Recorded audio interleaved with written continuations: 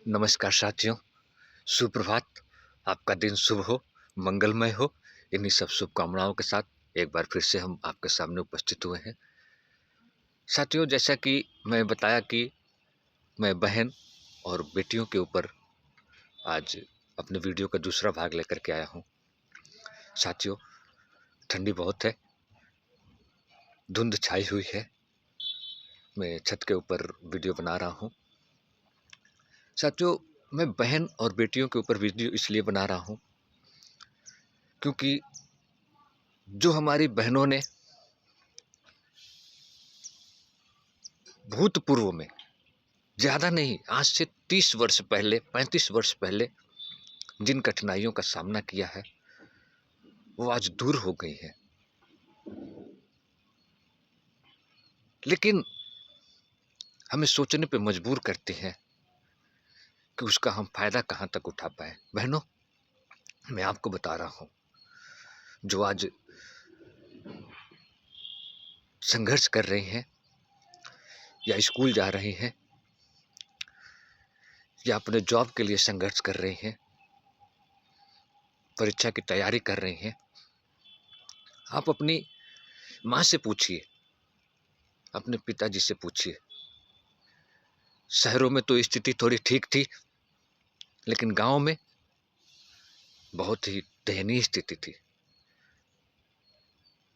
हम बच्चे लोग स्कूल जाते थे, हमारी बहनें कम जाती थी। सरकार उस समय एक उद्देश्य लेके आई कि हर गांव में स्कूल होना चाहिए। उस सीजन में हमारी जो छोटी छोटी बहनें थीं, वो अपने गांव के नज़दीक के स्कूलों में धीरे धीरे आना शुरू की। धीरे धीरे प्राइवेट स्कूलों का भी संचालन शुरू हुआ उसी समय। 95 के बाद से, 1995 के बाद से 2000 के बीच में बहुत सारे प्राइवेट स्कूल आए, सरकारी स्कूल आए। बच्चों को पढ़ने के लिए प्रेरित किया जाने लगा। बच्चे तो जाते ही थे, लड़कियों को भी प्रेरित किया जाने लगा। साथियों, मैं गांव देहात से ताल्लुक़ रखता हूं, तो मैं गांव देहात की ही बात आपसे शेयर करूंगा। जब मैं स्कूल जाता था, तो उस समय बहुत सारे लोग अपने बच्चों को, उसमें लड़कियां भी होती थी, लड़के भी होते थे, बकरी लेकर के चराने के लिए भेज देते थे। साथियों, जिस उम्र में बच्चों को शिक्षा की ज़रूरत होती है, उस उम्र में उनको बकरी लेकर के भेज दिया जाता था। सुबह सुबह का यह है, फिर शाम को वही काम, सुबह भी लेके जाना, शाम को भी लेके जाना। क्या शिक्षा का महत्व उनके माता पिता को नहीं पता था? पता था, लेकिन वो कहते थे, पढ़ के क्या करेगी, कौन सा डॉक्टर कलेक्टर बनेगी।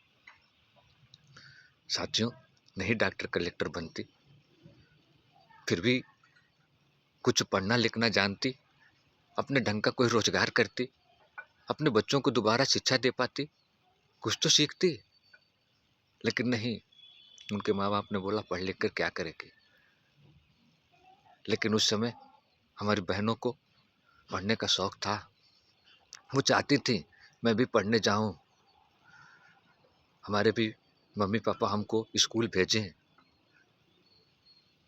लेकिन साथियों, जिनके मम्मी पापा चाहते थे स्कूल भेजें, जिनको अपने बच्चों को पढ़ाने का शौक था, वो अपने बच्चों को शहर लेकर के चले गए, क्योंकि उनको पता था कि गांव में हम उनको उच्च शिक्षा नहीं दे सकते। गांव की प्राइमरी शिक्षा से बच्चों की जड़ें मजबूत नहीं हो पाती हैं। साथियों, वो उनको उच्च शिक्षा देने के लिए शहर चले गए। और जो गांव में बच्चे, वो जब शहर के बच्चों को देखते थे तो उनको भिन्न सा लगता था, ये कहाँ से आ गए। जब हमारे इस दौर में लड़कियां बैंक में आती थी नौकरी करने के लिए, तो हम लोग सोचते थे ये कहाँ से आ गई, लड़की आई है या कोई औरत आई है। साथियों, उस जमाने में ऐसा ही सोचा जाता था।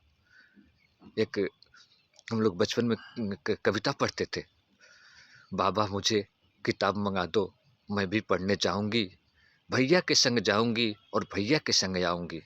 भैया जब नई नई बातें सीखकर स्कूल से आता है, अच्छी अच्छी बातें सुनकर मेरा भी मन ललचाता है। बाबा मुझे किताब मंगा दो, मैं भी पढ़ने जाऊंगी। साथियों, उस बहन के मन में क्या रहा होगा जिस बहन को घर में कैद करके रखा गया हो कि तुम स्कूल नहीं जा सकती। ये मैंने नहीं लिखा है साथियों, ये हमारे जैसे हर नौजवान ने उस युग में आज से 30 साल 35 साल पहले पढ़ी है और देखी है। ये किसी कवि ने लिखा है, हमारी किताब में पढ़ाया गया था। क्यों? लड़कियों को शिक्षित करने के लिए। अलग अलग भाषाओं में, अलग अलग राज्यों में ये कविताएं छपी। माँ बाप पढ़े लिखे तो उतना नहीं थे, लेकिन जो बच्चे स्कूल जाते थे उनको यही पढ़ाया जाता था। हमारे स्कूल के टाइम में एक नैतिक शिक्षा होती थी, वो पढ़ाया जाता था। हमारे अंदर नैतिक विकास की मजबूती हो, हम लोग अच्छे रास्ते पर चलें, समाज में अपना नाम रोशन करें, ये सारी किताबों में हमारे उस समय आती थी। आज की किताबें हमें देखने का फुर्सत ही नहीं है कि बच्चे क्या पढ़ रहे हैं और किस रास्ते पर जा रहे हैं। साथियों, मोबाइल और इंटरनेट हमारे बच्चों को गुमराह कर रहे हैं। बच्चे या बहन जो भी अभी मोबाइल का उपयोग कर रही हैं, उसका अच्छा उपयोग करिए, उससे अपने जीवन में कुछ नए सीखने का प्रयास करिए। वो दौर बीत गया जब आपको आज़ादी नहीं थी। आज आपको आज़ादी है पढ़ने का। तो मैं मानता हूँ आप लोगों ने अपना हर क्षेत्र में लोहा मनवाया है, पुरुषों से आगे गई हैं, इसका मैं सम्मान करता हूँ। आप में वो प्रतिभा है। आपको अगर अवसर मिले तो आपने क्रिकेट के क्षेत्र में, हॉकी के क्षेत्र में, या भारतीय सेना में, या राजनीति में, बैंकिंग में, जिस भी क्षेत्र में आपको मौका मिला है, आपने अपना प्रभाव दिखाया है और अपनी उपयोगिता से ये सिद्ध किया है कि बेटियां किसी से कम नहीं है। लेकिन बहनों, कहीं कहीं आप गलत भी हैं। सभी लोग नहीं, मात्र 5 या 10% लोग, जिनकी वजह से समाज में नारी शक्ति का कभी कभी उपहास उड़ाया जाता है।